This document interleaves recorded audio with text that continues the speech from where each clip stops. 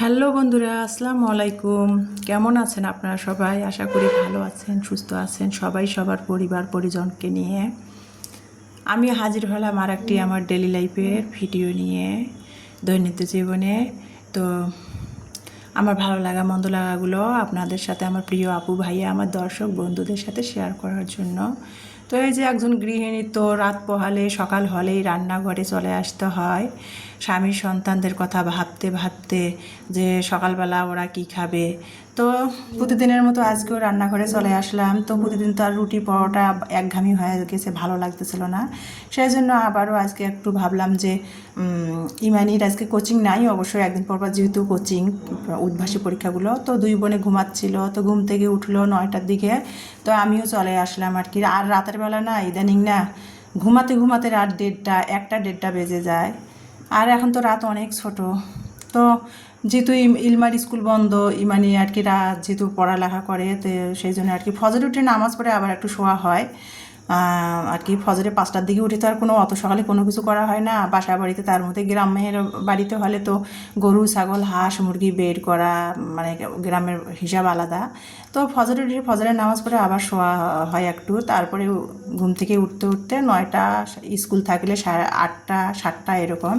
তো যাই হোক, 9টার দিকে চলে এসে রান্নাঘরে কী করলাম সেটা তো আপনারা দেখতে পেয়েছেন। একটু নুডলস রান্না করলাম, তারপরে নুডলস আর একটু চা বানিয়ে নিলাম, নিয়ে নুডলস দিয়ে চাটা খেয়ে নিলাম। আর আজকে নুডলসটা ফ্রিজে সেরকম সবজি ছিল না, একটা আলু কুচাই দিয়েছে আর ফ্রিজের গাজর ছিল ফ্রোজেন করা, সেটা দিয়ে নুডলসটা রান্না করে নিয়ে এগ নুডলসটা বানিয়ে নিলাম, নিয়ে সকালের নাস্তাটা তো খেয়ে নিলাম, সাথে একটু চা বানিয়ে। তারপরে এই যে দেখতে পাচ্ছেন এখানে ইলমার জন্য আমি কিছুদিন আগে তো ইলমার জন্য স্কুলের আর একটা ইউনিফর্মে বানিয়ে দিয়েছি। আর এই যে নামাজ পড়া, আমার নামাজ পড়ার জন্য আসলে আর কি 2-3টা করে সালোয়ার লাগেই। তো আমার আর কি সালোয়ার বানাতে যে আমার মানে সেটের সালোয়ার বের করে ব্যবহার করা হচ্ছে, তো ভাবলাম যে আর একটা সালোয়ার বানাই, সেটের সাথে ম্যাচ করে রেখে দেবো। তো সেটা করার জন্য ইলমার আর আমার দুই মায়ের একসাথে ম্যাচ করে লাল রঙের সালোয়ারের কাপড় কিনেছিলাম। তো সেটা টেলারকে দিয়েছিলাম, টেলার ভুল করে ফেলছে, মানে ডিজাইন দেখাইছে একটা, করছে আর একটা। লেজ লাগাইছি, তো সালোয়ার বানাতে দিয়েছি, ক্যাটালগ দেখে ডিজাইন দিয়েছিলাম, তারপরও ভুল করছে। তো কি করার, একটা করে সালোয়ার বানায় 100 টাকা করে নেয়, তারপরও ভুল করছে। তো সেজন্য আর কি বসে বসে আর কি নাস্তা খেয়ে আর কি আমি সালোয়ারগুলো হাতেই আর কি সেলাইগুলো খুলে দিলাম। আর আমার বাসায় মেশিন থাকলে তো আমিই করতে পারতাম, যদিও টুকিটাকি একটু আধটু কাজ জানি সেলাইয়ের, কিন্তু মেশিন নাই। ওই যে ইলমার বাবা মেশিন কিনে দেয় না, তো সেজন্য আর কি মানে সেলাই করা হয় না। আর একটা জিনিস কি, ভুল করতে করতে তো মানুষ শেখে, ইলমার বাবা কেন জানি এটাই বোঝে না। তো মেশিন নাই দেখে বাইরে আমাকে সেলাইগুলো করে নিয়ে আসতে হয়। তো ভুল একটা সালোয়ারের মধ্যেই আমার আর ইলমার দুজনের সালোয়ার ভুল করে ফেলছে। তো সেইটাই বসে বসে সেলাইগুলো খুলে ভাঁজ করে শপিং ব্যাগে রেখে দিলাম, টেলারের কাছে যে আবার মেশিনের মধ্যে টান মেরে নিয়ে আসবো, সেলাইটা ঠিক করে লেসগুলো বসায়। তো সেটা আপনাদের সাথে শেয়ার করেই দিব, পরে লেসগুলো খুলে কিভাবে সালোয়ারটা ডিজাইন করে বানালাম। তো এখন সেলাইগুলো খুলে শপিং ব্যাগে ভাঁজ করে রেখে দিলাম। ওটা আর কি এখন দুপুরের কাজকামগুলো করি। এখন তো 11টা 11:30 বেজে গেছে, রান্না আছে, অন্যান্য কাজ আছে। ইলমার বাবা যেহেতু আগামীকালকে চলে আসবে, ঈদের ছুটি, সেই জন্য। আর ছেলে মানুষ বাসায় থাকলে তো মানে সেরকম কোনো কাজ হয় না, তাকে তো সময় দিতে হবে, তাই না? সেই জন্য ভাবলাম যে টুকিটাকি মানে 2 দিন ধরে মানে শনিবার থেকে টুকিটাকি কাজগুলো হচ্ছে, শুক্রবার থেকেই। তো বাকি আর কি টুকিটাকি কাজ যেগুলো আছে সেগুলো ভাবলাম যে, আর আমার হেল্পিং হ্যান্ডটা তো মানে সপ্তাহে একদিনে আসে, তো টুকিটাকি কাজগুলো ভাবলাম যে সেগুলো আমি গুছিয়ে নেই। আর অন্যের উপর, মানুষের উপর নির্ভর করলে তো হয় না, নিজেকেও করার লাগে। তো আমি সেটাই আর কি টুকিটাকি কাজগুলো করে নিচ্ছিলাম। তো সে সালোয়ারের না 2টা সালোয়ারের সেলাইগুলো খুলে লেসগুলো খুলে ঠিক করে রাখলাম, রেখে তারপরে ভাবলাম যে সেটা বিকালবেলা টেলারের কাছে নিয়ে যাব, যে দাঁড়ায় থেকে মেশিনে নতুন করে ডিজাইনটা দেখায়, দাঁড়ায় থেকে সেলাই করে নিয়ে আসবো। তো এই যে তারপরে আর কি বাসার সকালে বাসি ঘরগুলো ঝাড়ু দেওয়া হয়েছিল না, সেগুলো পরিষ্কার করে নিলাম, নিয়ে তারপরে এই যে দেখতে পাচ্ছেন এখন 12টা বেজে গেছে, মানে ঘরগুলো পরিষ্কার করলাম করতে করতে তারপরে 12টা বেজে গেছে। তো এখন রান্না করব দুপুরের জন্য। আর আজকে রোজ রবিবার, 1 জুন। তো ভাবলাম যে রান্না করব। তো সেই জন্য আর কি। আর মানে রোদও নাই গরমও নেই আমাদের উত্তরবঙ্গের মধ্যে আর কি, কিছু কিছু অঞ্চলে, যেমন সৈয়দপুর দিনাজপুরে, মানে সেই রকম রোদও না গরমও না, আবার বৃষ্টিও নাই আজকে আর কি। দেখেন ওয়েদারটা কেমন। আর আমি আসছি গরম, তো মানে বৃষ্টি হলেও না ভ্যাপসা গরম, গরমটা কমতেইছে না কোনোভাবে। তো সেটা আর কি। আর সকাল থেকে এমনিও বৃষ্টি নাই আজকে অবশ্য, মানে রোদও নাই। থমথমে পরিবেশটা দেখতে পাচ্ছেন। আমি বাড়িওয়ালা ভাইদের একটু বাগানে আসছি, শাড়িয়ানকে খুঁজতেছিলাম, 12টা বাজে, শাড়িয়ান জানি কই গেছে। ভাবলাম যে ওদের গাছে তো অনেক বড় লিচুর মানে লেবুর গাছ, জাংলার মধ্যে লেবু গাছটা ছড়াই গেছে। তো ভাবলাম যে 2টা লেবু চেয়ে নেই, বাজার থেকে লেবু নিয়ে আসি, লেবু শেষ হয়ে গেছে।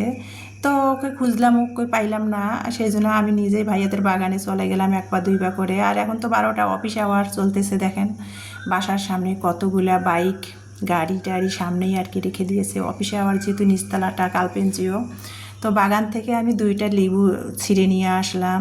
তারপরে আর কি লেবুগুলো এখনও যদিও পুক্ত হয় নাই, নিয়ে তারপরে বাসায় চলে আসলাম। সেটা আর কি আপনাদের বাগানের ভিডিওটা তো একটু দেখাই দিলাম। কত বড় লেবু গাছ, মানে জাংলাতে লেবু গাছটা পুরা ছড়ায় গেছে, আর এত পরিমাণ লেবু ধরছে। আর এই লেবুগুলার না অনেক রস, কিন্তু এখনও লেবুটা বাড়তি হয় নাই, রসটা ততটা নাই আর কি। তো তারপরে আর কি গরম খুব লাগতেছিল, সেই জন্য তো আর প্রতিদিনে তো আমি 12টা 11টার মধ্যে আর কি একটু লেবু পানি খাই। তো সেটাই আর কি। আর সকালে নাস্তা খেয়েছি, বাগান থেকে আসলাম, আর সকালে নাস্তা খেয়েছি, চায়ের প্লেট বাটিগুলো নুডলস খাওয়া হয়েছে, সেগুলো সিঙ্কের মধ্যে জমা হয়ে রেখে দিয়েছিলাম, সেগুলো ধোয়া হয়েছিল না। ওই যে সালোয়ারের সেলাই খোলা নিয়ে বসছিলাম, ধোয়া হয়েছিল না, সেগুলো আর কি ধুয়ে পরিষ্কার করে, রান্না যেহেতু করবো সিঙ্কটা পরিষ্কার করে নিলাম, প্লেট বাটিগুলো ধুয়ে নিয়ে তারপরে এই যে লেবুটা চিপড়াই নিচ্ছি, নিয়ে আমি একটু লেবুর পানি খাবো। আর আমার 2 মেয়েকে বলছিলাম তোমরা খাবা নাকি, মেয়েরা বলছে না খাবে না। আমার 2 মেয়ে জানি কোনো কিছু পানি খেতে চায় না, লেবুর একটু জুস বানাই দেই, পটাই পুটাই যে খাক, একটু পানিটা খাওয়া হবে, লেবু পানি খাওয়া হবে, পানিটাও আর কি তরল জিনিসটা খাওয়া হবে, খেতেই চায় না। তো আমি আর কি আমার জন্য আর কি আমি এখন 12টা বাজে একটু লেবু পানি বানিয়ে নিচ্ছিলাম। আর লেবুটা এখনও ভালো করে না পুক্তই হয়নি, মানে বাড়তেই হয়নি লেবুটা, বা সেরকম রস হয় নাই। তা তারপরও আর কি আমি নিলাম, চিপটাই নিয়ে লেবুর পানিটা খেয়ে নিলাম। 1 চিমটি লবণ আর 1 চা চামচ একটি চিনি দিয়েছি, দিয়ে লেবুর রসটা বের করে আর কি লেবু পানিটা খেয়ে নিয়ে তারপরে ফ্রিজ খুলবো, সিঙ্কটা পরিষ্কার করে নিলাম, ফ্রিজ খুলবো, কী রান্না করব চিন্তা করতেছিলাম। আর কি রান্না করব মেয়েদের জিজ্ঞেস করি, ওরা ছোট মানুষ, ওরা আর কি বুঝবে। তারপরে আর ইলমার বাবা নাই, তো আমরা তো 3 মা মেয়ে বাসার মধ্যে থাকি। তো চিন্তা করলাম, ইলমাকে বলছে যে আম্মু আজকে ব্রয়লার মুরগি রান্না করি, আর যদি সামনে শনিবার 7 তারিখ আর কি ঈদ শেষ তুলনায় আর কি ফ্রিজে টুকিটাকি ফ্রোজেন করা কিছু জিনিস খেয়ে শেষ করতে হবে। যদিও এতগুলো শেষ হবে না, মরিচ সিদ্ধ করে রেখে দিয়েছি, ব্লেন্ডার করে রেখে দিয়েছি, মটরশুঁটি এগুলো সংরক্ষণ করা আছে, যদিও ওগুলো খেয়ে শেষ করতে পারবো না, তো কিছু কিছু জিনিস খেয়ে শেষ করতেছি। ফ্রিজটা যেহেতু আমার ছোট, কোরবানিতে যেহেতু লাগবেই, যতখানি ভাগের মাংস পাই না কেন, ভাগের যেহেতু আমরা কোরবানি দেবো, যতখানি ভাগের মাংস পাই না কেন সেটা তো আর কি ফ্রিজে রাখতে হবে, মানে আত্মীয় স্বজনকে দেওয়ার পরও তো একটু 5 কেজি হলে ফ্রিজে রাখতে হবে। আর আমার ফ্রিজটায় না জায়গায় নাই, তো সেই জন্য আর কি ভাবলাম যে ফ্রিজটা আর কি ব্রয়লার মুরগি আছে, ব্রয়লার মুরগিটা রান্না করে ফ্রিজটা খালি করি। তো ফ্রিজের মধ্যে না পেঁপে ছিল, তা 2 মেয়েকে বলতেছিলাম যে আম্মু পেঁপে শুকায় যাচ্ছে, পেঁপে দিয়ে মুরগির মাংস রান্না করি। তা ওই ইমানি বলতেছিল না খাবে না পেঁপে দিয়ে। তা ভাবলাম, ওকে বললাম যে টাকা দিয়ে পেঁপে কি নিয়ে আসছি, পেঁপেটা কি নষ্ট করবো বলো, পেঁপে দিয়ে মুরগির মাংস রান্না করি। আর গরমের মধ্যে তো পেঁপের তরকারি খাওয়া ভালো, সবজিটাও খাওয়া হবে। তা আমার মেয়ে বড় মেয়ে ইমানি বলছে খাবে না, তো সেই জন্য আর কি 2 মেয়ের জন্য 2টা আলু কুচাই নিলাম, আর পেঁপেটা আমার জন্য নিলাম। যে মাংসের মধ্যে শুধু মাংসের যেহেতু রান্না করবো, পেঁপেটা সবজিটাও খাওয়া হবে, মাংসটাও খাওয়া হবে, সেই জন্য আর কি একে ঢিলে 2 পাখি মারা। তো মাংসের মধ্যে আর কি আমি ব্রয়লারের মাংসের মধ্যে পেঁপেটা দিব, আর ওদের 2 বোনের জন্য 2টা আলু কেটে দিয়েছি। তো মানে মুরগির মাংসটা ফ্রিজ থেকে বের করে বরফ ছাড়িয়ে ধুয়ে নিলাম। আর দেখেন রান্নাঘরে রান্না করব, কি পরিমাণ বাতাস, মানে হঠাৎ করে না এখন একটা প্রায় 12:30 বেজে গেছে, বাতাস বইতেছে, হঠাৎ করে বৃষ্টি মনে হয় আসবে। তা আমি মনে মনে বলতেছি যে বৃষ্টিটা আয়, মুষলধারায় বৃষ্টি আয়, আমি একটু গোসল করব। আর রান্নাঘরে জানলা দিয়ে একটি বাতাসটা দেখতেছিলাম, আকাশের মানে ওয়েদারটা দেখতেছিলাম যে মেঘ ধরছে কিনা। এখন যেহেতু 12:30 1টা বেজে গেছে, গোসল করবো বৃষ্টি হলে। তো যাই হোক, আর গরমও খুব ছড়াইছে আর কি, সেই জন্য বলতেছিলাম। আর সেটাই রান্নাঘরে জানলা দিয়ে ক্যামেরা বন্দি করে নিচ্ছিলাম চারিদিকে ওয়েদারটা। আর এই যে এর ফাঁকে কিন্তু আমি মুরগির মাংসটা রেগুলার যে মাংসের মধ্যে মশলা দেয় সেগুলোই কিন্তু দিয়ে মুরগির মাংসটা কষিয়ে নিয়ে তারপরে পেঁপে আলুটা দিয়ে আবারও ভালো করে কষিয়ে নিয়ে রান্না করে নিলাম। এই যে দেখতে পাচ্ছেন পেঁপে দিয়ে ব্রয়লার মুরগিটা আজকে ঝোল করেছি। আর কি। আর আমরা তো সবসময় সরষের তেলের তরকারি খাই। তারপরে এখানে আমি তরকারিটা নামিয়ে রেখে আমি চলে আসছি। আমার 2 মেয়ের গোসল করা হয়েছে। বললাম যে আম্মু তোমরা 2 বোন ভাত খাও, তো ওরা বলছে আম্মু তুমি আগে আসো গোসল করে। তো এখন প্রায় 2টা বেজে গেছে। তো আমি গোসল করবো ওই যে ইলমার বাসার সামনের রুমে, যে এই মানে ওয়াশরুমটা আমরা কেউ ব্যবহার করি না, মানে কেউ যদি আসে ব্যবহার করে। তো আর ইলমার বাবা আসলে মাঝে মধ্যে এই ওয়াশরুমটা ব্যবহার করে, তো সেই জন্য আর কি ভাবলাম যে ওয়াশরুমটা একটু পরিষ্কার করি। তো অফ ক্যামেরাতে কিন্তু আমি হারপিক দিয়ে হুইল ডিটারজেন্ট দিয়ে ওয়াশরুমটা ভালো করে কমোডটা পরিষ্কার করে নিয়েছি।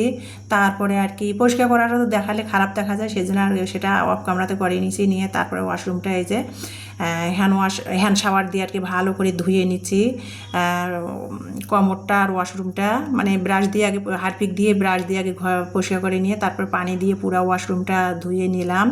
নিয়ে তারপরে দেখতে পাচ্তেছেন এই যে পুরো আর কি সব আমি হারপিক দিয়ে ভিজায় রেখে তারপরে পরিষ্কার করে নিয়েছি। তো এখন আর কি পানি দিয়ে ভালো করে পরিষ্কার করে ধুয়ে নিচ্ছিলাম। যদিও এটাতে কেউ যাওয়া হয় না, না গেলেও তো তারপরে পরে থাকলে ধুলাবালি ময়লা পড়ে, সেই জন্য আর কি মাঝে মধ্যে আমি এগুলো ধুয়ে পরিষ্কার করে নেই।